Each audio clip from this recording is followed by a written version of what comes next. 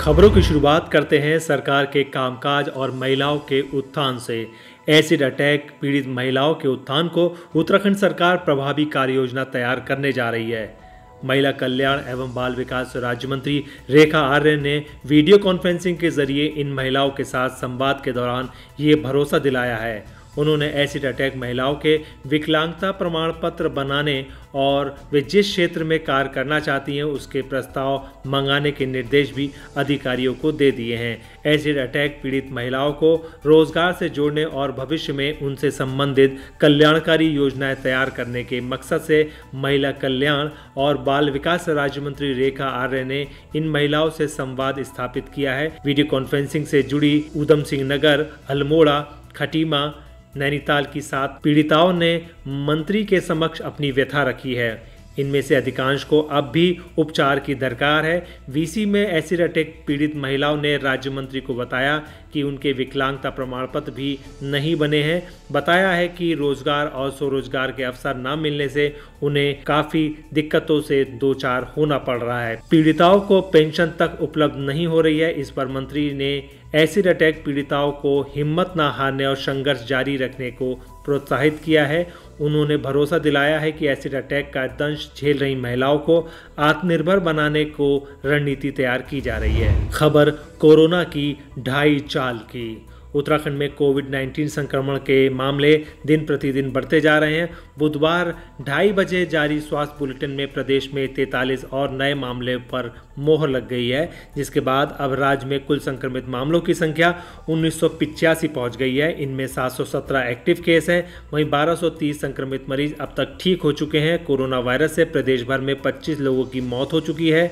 Corona bulletin के अनुसार बुधवार को जारी रिपोर्ट में 14 मामले अल्मोड़ा से, 4 देहरादून से, 8 नैनीताल से, 1 पौड़ी गढ़वाल से, 2 रुद्रप्रयाग से, 9 टिहरी गढ़वाल से, 1 उत्तरकाशी से, जबकि 4 निजी लैब से सामने आए हैं। प्रदेश में अभी भी 11,175 लोग क्वारंटीन प्रक्रिया से गुजर रहे हैं। वहीं 40,443 सैंपल नेगेटिव पाए गए हैं। इसके अलावा 4,889 रिपोर्ट का अभी भी स्वास्थ्य विभाग इंतजार कर रहा है। खबर हाई कोर्ट की नोटिस की, जिसमें मंत्री को भी नोटिस आया है। नैनीताल हाई कोर्ट ने उत्तराखंड सरकार के कैबिनेट मिनिस्टर और उनकी पुत्रवधू को नोटिस जारी किया है। हाई कोर्ट ने भवन निर्माण कर्मकार कल्याण बोर्ड में गड़बड़ियों व श्रमिकों को फायदा पहुंचाने के बजाय बोर्ड चेयरमैन की पुत्रवधू के एनजीओ को लाभ पहुंचाने के मामले में बुधवार को सुनवाई की है। मामले में कोर्ट ने बोर्ड चेयरमैन श्रम मंत्री हरक सिंह रावत व उनकी पुत्रवधू अनुकृति गोसाई सहित श्रम सचिव व केंद्र सरकार के श्रम विभाग को नोटिस जारी कर 2 सप्ताह में जवाब दाखिल करने को कहा है।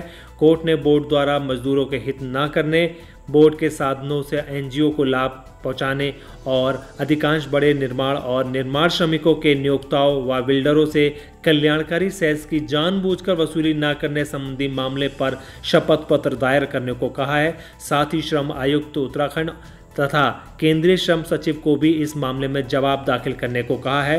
हल्द्वानी निवासी अमित पांडे ने जनहित याचिका दायर कर मामले में निर्माण कर्मकार कल्याण बोर्ड उत्तराखंड द्वारा अनियमितताओं तथा मजदूरों के हित के बजाय एक एनजीओ के हित में बोर्ड के संसाधन खर्च करने का आरोप लगाया है और साथ ही उक्त बोर्ड की गतिविधियों की जांच की भी मांग उठाई है। खबर नीट दाखिले में बदली हुई नई गाइडलाइन की। उत्तराखंड में नीट पीजी के प्रथम चरण में ऑनलाइन दाखिला लेने वाले छात्रों को अब 18 से 25 जून के बीच कॉलेज में रिपोर्ट करना होगा। एचएनवी चिकित्सा शिक्षा विश्वविद्यालय ने इस अधिसूचना को जारी कर दिया है। सूचना के अनुसार फिजिकल रिपोर्टिंग के तहत अभ्यर्थी को अपने मूल दस्तावेज के साथ संबंधित कॉलेज पहुंचना होगा। दस्तावेजों के सत्यापन के बाद ही उनका दाखिला कन्फर्म किया जाएगा और रिपोर्ट नहीं करने की स्थिति में दाखिला निरस्त कर दिया जाएगा। इस दौरान छात्रों को क्वारंटीन नियमों का भी पालन करना होगा। मोबाइल पर आरोग्य सेतु ऐप डाउनलोड करने के साथ ही उन्हें राज्य सरकार, जिला प्रशासन और कॉलेज प्रबंधन द्वारा तय नियमों को भी अमल में लाना होगा। बता दें कि कोरोना महामारी और लॉकडाउन के बीच विश्वविद्यालय ने 3 मई को प्रथम चरण की काउंसलिंग के तहत MD, MS और MDS की सीटें आवंटित की थी, जिसमें अभ्यर्थियों को ऑनलाइन दाखिले का विकल्प दिया गया था और अब अभ्यर्थियों को फिजिकल रिपोर्टिंग के तहत सीट कंफर्म करनी होगी। विश्वविद्यालय प्रशासन ने अभ्यर्थियों को सलाह दी है कि वे क्वारंटाइन नियमों का अध्ययन भी कर लें। शहर या राज्य से बाहर से आने वाले अभ्यर्थियों को हॉस्टल सुविधा में प्राथमिकता देने की बात विश्वविद्यालय की ओर से कही गई है। इसके अलावा कॉलेजों के लिए भी गाइडलाइन जारी की गई हैं, जिसमें शारीरिक दूरी की सख्ती से पालन करने, प्रवेश द्वार पर थर्मल स्कैनिंग जैसे तमाम व्यवस्थाओं को लागू करने की बात जारी है। खबर विपक्ष और राजनीति की। उत्तराखंड के पूर्व मुख्यमंत्री और कांग्रेस के राष्ट्रीय महासचिव हरीश रावत ने मुख्यमंत्री त्रिवेंद्र सिंह रावत को पत्र भेजकर परिवहन सेक्टर को संकट से उबारने के लिए नगद आर्थिक मदद के साथ ही कर में छूट और कर्ज पर ब्याज माफ की मांग कर डाली है। सोशल मीडिया पर अपने पत्र में पूर्व मुख्यमंत्री हरीश रावत ने कहा कि कई निजी बस ऑपरेटर अपनी गाड़ियों का परिचालन अस्थायी रूप से बंद करने जा रहे हैं। उनका तर्क है कि बसों का संचालन उनके लिए घाटे का व्यवसाय हो गया है। टैक्स से बचने का उनके पास गाड़ी के परमिट को सरेंडर करने के अलावा कोई विकल्प नहीं है। पूर्व सीएम ने कहा, ई-रिक्शा से लेकर टैक्सियों, टेम्पो, ऑटो चालकों सबके समक्ष इसी तरह की परिस्थितियां सामने आ रही हैं। प्रदेश में धीरे धीरे होटलों समेत अर्थव्यवस्था के विभिन्न अवयवों को खोला जा रहा है। उनकी माने तो बिना परिवहन सेक्टर की समस्याओं को सुलझाए होटलों समेत अर्थव्यवस्था के विभिन्न क्षेत्रों को खोलना लाभकारी सिद्ध नहीं होगा। पूर्व मुख्यमंत्री हरीश रावत ने लद्दाख क्षेत्र में गलवान में चीन के साथ संघर्ष में भारतीय सेना के जवानों की शहादत को चिंताजनक बताया। उन्होंने कहा कि चीन को नापाक हरकतें बंद कर भारतीय भूभाग को खाली करना चाहिए। उन्होंने कहा कि सरहदों व सम्मान की रक्षा को हम सब अपनी सेना के साथ एकजुट खड़े हुए हैं। #Indian Army. We support Indian Army. We salute our brave hearts. Colonel Santosh Babu, हवलदार परानी व सिपाही कुंदन ओझा सहित गलवान घाटी के सभी वीर योद्धाओं की शहादत को मैं नमन करता हूं। बहादुरों, तुम्हारा बलिदान देश का अभिमान है। भारत के दुश्मन सावधान रहे। भारत की सेना 1971, 1965 वो कारगिल कहीं भी दोहरा सकती। हम अपने बहादुर सैनिकों पर गर्व करते हैं। सारा भारत हमारी आर्मी के साथ एकजुट खड़ा है।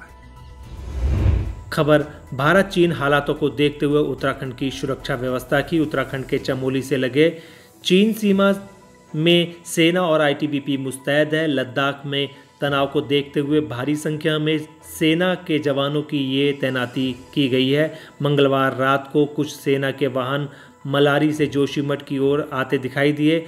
हालांकि चमोली मुख्य क्षेत्र में सेना की आवाजाही भी सामान्य है, जिससे अंदाज़ा लगाया जा सकता है कि सीमा पर अभी सब कुछ ठीक है। SDM जोशीमठ अनिल चन्याल ने बताया कि सीमा क्षेत्र में सब सामान्य है। ITBP की ओर से ना तो स्थानीय लोगों की आवाजाही रोकी गई है और ना ही बुग्यालों में पहुंचे भेड़ बकरी चरवाहों को वापस भेजने को लेकर कोई बात की गई है। लद्दाख की गलवा घाटी में चीन की सेना से हिंसक झड़प के बाद पिथौरागढ़ में चीन सीमा के नाबिडांग से लिपू पास तक 8 किलोमीटर के दायरे में सुरक्षा बढ़ा दी गई है। इस क्षेत्र में ITBP के साथ भारतीय सेना ने भी गश्त शुरू कर दी है। फिलहाल ये तनाव की स्थिति नहीं है। भारत नेपाल की सीमा भी हाई अलर्ट पर है। हालांकि सीमा पर पहले से ही सघन पेट्रोलिंग जारी है। मंगलवार सुबह से सीमा पिलरों के आसपास SSB ने निगरानी बढ़ा दी थी। दोस्तों, 20 सैनिकों की शहादत के बाद आप भी चाहते होंगे कि भारत अगर चाइना कुछ करता है तो उसको मुंह तोड़ जवाब दे। कमेंट बॉक्स में आप जरूर बताइएगा। खबर उत्तराखंड में क्रिकेट खिलाड़ियों की।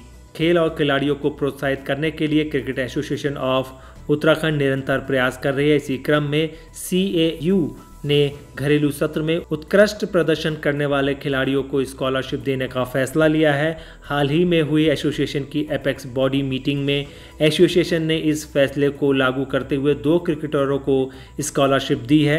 इन खिलाड़ियों को प्रति माह 10-10 हज़ार रुपये की स्कॉलरशिप सरकार द्वारा मिलेगी। स्कॉलरशिप और कॉन्ट्रैक्ट योजना को लागू करने वाली cricket association of Uttarakhand BCCI से संबद्ध पहली एसोसिएशन है। उत्तराखंड की इस एसोसिएशन के इस कदम के बाद अन्य एसोसिएशन को भी अपने खिलाड़ियों के लिए ऐसी योजना लागू करने की प्रेरणा मिलेगी।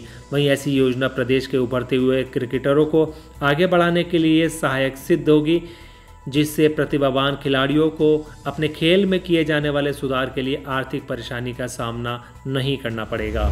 दोस्तों, हमारा यह वीडियो आपको कैसा लगा आप हमें कमेंट बॉक्स में ज़रूर बताइएगा। अगर आप इसको YouTube पर देख रहे हैं तो हमारे चैनल को सब्सक्राइब करिए। अगर आप Facebook पर देख रहे हैं तो हमारे चैनल को लाइक करिए और हमारे पेज को फॉलो करें। नमस्कार।